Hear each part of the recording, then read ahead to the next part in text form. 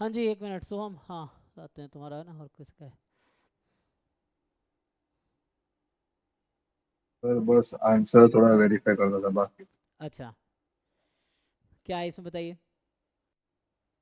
Sir इसमें मेरा B आ रहा था, आंसर की गिवन नहीं है इसकी। हम्म तो एक्स के बाइनोमियल के हाफ है, एन पॉइसन है, मीन वन, और एक्स के एन इंडिपेंडेंट है, वाई बराबर एक्स एन है, गिवन है वाई बराबर थ्री। तो क्या प्रोबेबिलिटी एन बराबर थ्री होगा? वाई एक्स एन है। अच्छा, एन इंडेक्स में है ना, तो कंडीशनल से नहीं आ यस सर। जाएगा। ठीक है, तुमने कर लिया वो, ठीक है, जो भी आ रहा है सही होगा। सर टोटल प्रोबेबिलिटी से किया था। हाँ हाँ एग्जैक्टली, एन डिफरेंट एन पे समेसन आ जाएगा ना, तो हो सर जाएगा। So what is the probability N बराबर three given Y is three? Y मतलब एक्स एन इज थ्री ना। तो डिफरेंट एन पे इसको वैरी करा दो। मे भी कुछ ऐसा बेस थ्योरम या टोटल प्रोबेबिलिटी ऐसा कुछ लग जाएगा ना। वो स्टार्टिंग के 10 क्वेश्चन के आंसर डैश दिए तो इसलिए कंफर्म कर रहा था। नहीं तो उसको मिला नहीं होगा, या ऑफिशियली मिला नहीं होगा उसको, इसीलिए उसने दिया नहीं होगा। एन की value zero one two dot dot ये हो सकती है ना। और आपको जो रैंडम वेरिएबल दिया है वो वाई जो दिया वो एक्स एन है, और खुद वाई क्या है पता नहीं, एक्स क्या है, इनिशियली ज़ीरो है।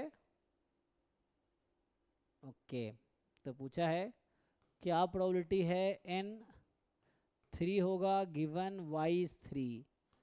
सो मतलब एन थ्री होगा given X N is three, यही ना। फिर तो कंडीशनल की डेफिनेशन यूज कर। हाँ, कंडीशनल डेफिनेशन लगा लो, या मुझे लगता है बेस थ्योरम इसमें काम आ जाएगा। बेस थ्योरम में क्या होता है, जैसे चलो कंडीशनल लगा लो, बात वही है। एन बराबर थ्री इंटरसेक्शन एक्स एन बराबर three upon probability X N बराबर थ्री। अब क्या लिखोगे उसको?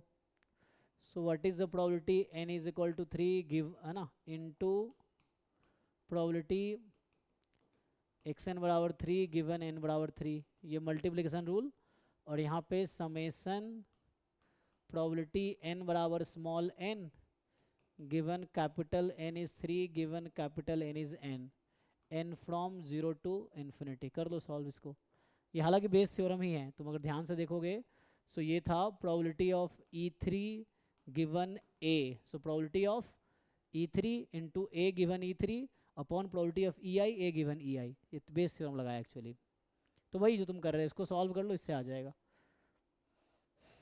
तो मैंने बस लास्ट में वो एन के जगह पे 3 पुट किया था और बाद में x3 इक्वल 3 उनको सेपरेट कर दिया था प्रोडक्ट में। ठीक है, न्यूमरेटर अलग से निकालो, डिनोमीटर अलग से निकालो, तो ईजी है ना। आगे क्या है, ई की पावर माइनस थ्री, नहीं क्या पॉइजन क्या था, वन था, एन पॉइजन वन वन है था। ना, तो ई की पावर माइनस वन, वन की power three by three factorial, यहाँ पे एन को थ्री रख दो। तो यहाँ एक्चुअली एक्स थ्री बराबर थ्री है। एक्स थ्री क्या है, binomial three comma one by two. So binomial sir three comma one by two में थ्री क्या आएगा, सो वन बाई टू की पावर सिक्स थ्री थ्री आ वन जाए। By two. नहीं, binomial three comma one by two है, x बराबर three चाहिए,